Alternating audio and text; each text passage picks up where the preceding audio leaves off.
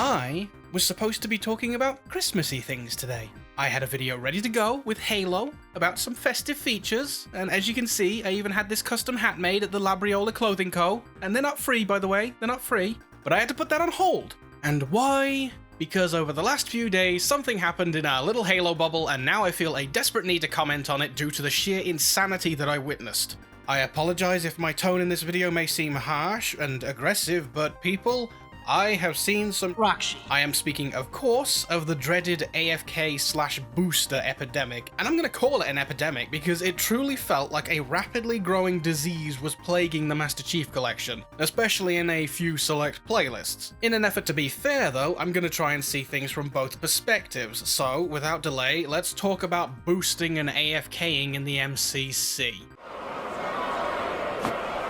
I will continue my campaign against the humans. No, you will not. I already said this in my last video, but I'll say it again in this one. I don't think the progression system in the MCC is that great. I appreciate that it really does take less time to complete than unlocking everything in Legacy Reach, but it is still quite grindy, quite linear, and honestly, a bit dull. Knowing that and feeling the way that I do about it, would I say that boosting and AFKing in the MCC for easy XP was acceptable? See, I don't know, but I do. The whole thing is weird to me because there's definitely blame to be had by both the players who engaged in this and 343 themselves for taking as long as they did to address this. And bear in mind that I'm talking about 343 simply addressing the problem, not 343 fixing the problem, just addressing it. In my spare time, I do moderation in a few community servers on Discord, but by far the biggest one that I try to help with is the official Halo Discord, and good god, leading up to this whole thing, I only heard 2 questions. Those questions were basically the exact same thing, but coming from different sides. The first question was, has 343 addressed sword lining? At the time, the only answer that I could give people asking that question was, not yet.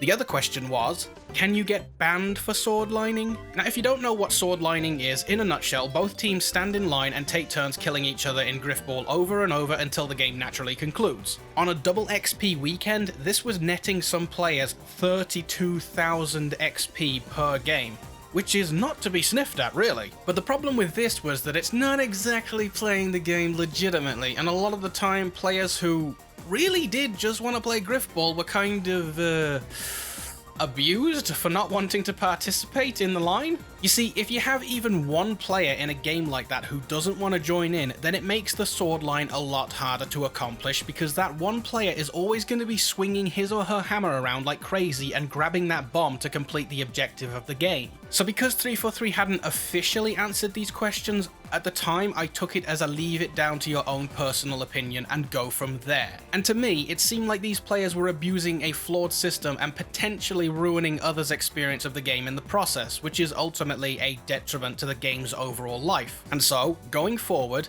anytime I saw this question posted in the Halo Discord, I would answer it with, there is no word from 343 yet, but I don't recommend that you do it. Because I thought that most people would figure out that it's better to be safe than sorry, and failing that, I had hoped that a light bulb would appear over their head telling them that if they had to ask if this was okay, it's probably not. Unfortunately, it didn't really go that way because there were a lot of people expressing that it was okay to do because 343 had not yet addressed it.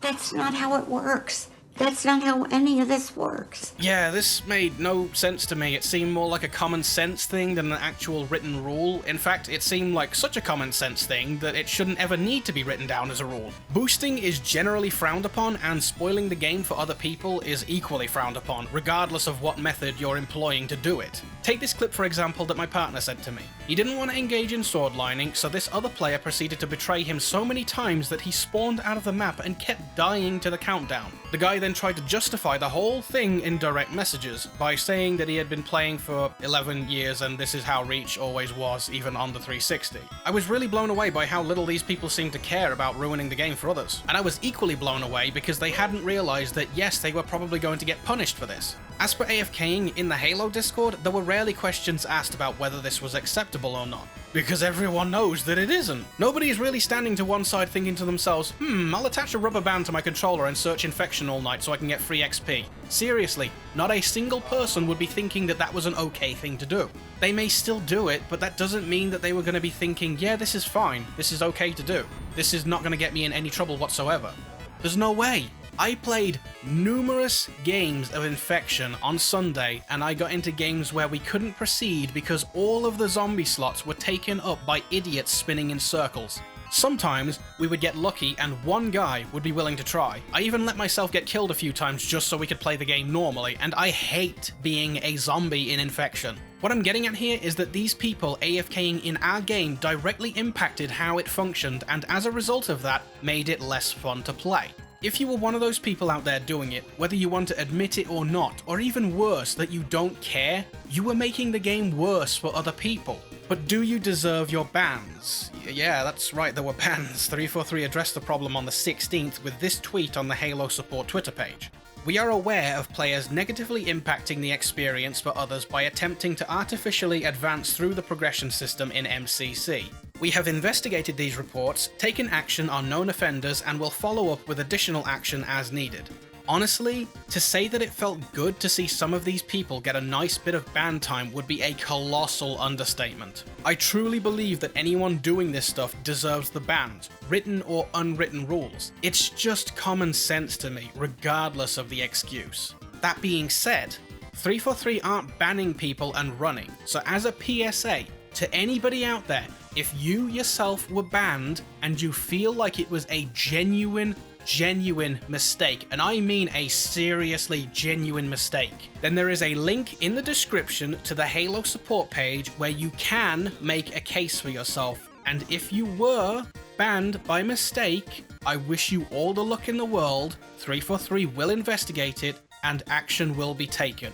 You will be fine if it was a genuine mistake. So now that I've talked about the community side, I would like to talk about how I feel that 𝗏𝗏𝗏 should have handled this, because part of me does believe that this should have been addressed before the bans went out. Not as a warning to anybody in particular, just as a PSA that these actions are against 𝗏𝗏𝗏's rules and you can and will be punished for engaging in such rule breaking. I believe that a small PSA in the form of a tweet, a Discord announcement, and a message of the day in the game itself telling players explicitly that boosting and AFKing is punishable, then maybe we could have avoided some, not all, but some of the hell that went on during the 𝗏𝗹𝗏 weekend. We do have to question why people were doing this in the first place. Was it because they were lazy? Was it because some considered the grind to be too much? Was it because some people just didn't have the time and they still wanted the unlocks? Was it because the system itself was easy to exploit? These are things to think about. None of them absolve people from cheating, nor would it be a valid excuse to get a ban lifted. As far as I'm concerned, if you did this stuff, if you actually did it, and you got a ban,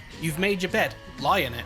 But I truly believe that 𝗏𝗏𝗏 should have warned players prior to doing this. Who knows, there may have been a reason for them not doing that. Maybe they wanted to catch as many people as possible and use them as an example to others. But overall, I believe that some kind of warning may have helped subdue the sheer amount of cheating that happened on the first 𝗏𝗹𝗏 weekend. I don't think it was going to stop the problem then and there, but it may have deterred some people from doing it, and ultimately that may have helped other people enjoy their weekend on the MCC just a bit more. The next thing I think 𝗏𝗏𝗏 should really focus on in the new year is the progression system itself. Take player feedback, do experimenting in the studio, do whatever you need to and get it refined for Season 2. I don't mind a bit of grinding, and the 𝗏𝗹𝗏 stuff was a lot of fun to participate in. 𝗏𝗹𝗏 was crazy fun. I was playing it so much, it was really good. Even with the cheater spoiling some of the fun, it was great. Honest to God, please do more of that, it was good. I just hope that the next time that we have something like 𝗏𝗹𝗏, these people would think twice before attempting to boost or AFK in the games. Anyway, that's me done for today. I am gonna go and read your comments and then probably play Resident Evil 2.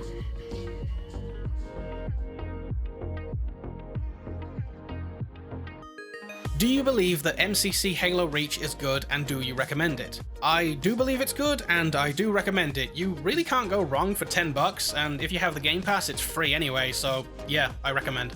Is Terminator Resistance any good?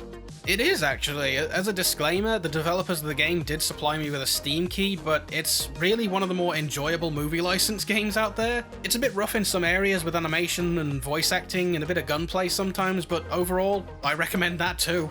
Will you be doing a video of Halo mods? Some of them seem absolutely hilarious. I wouldn't mind doing some mod showcases if people were interested in that. Could be a fun way to make some extra content and help people promote that side of the community. Do you think that for the most part, 𝗏𝗏𝗏 is dead? No way at all. There's still a thriving community behind it, and they're still making some really cool videos, far better than anything that I could have ever hoped to make.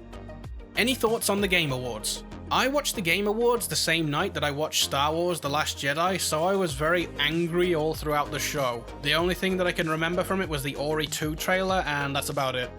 Why do you use the Spearhead armor model for the animations instead of good old Dave Boy's model? Because he hates me. I mean, he's not wrong, I do hate myself.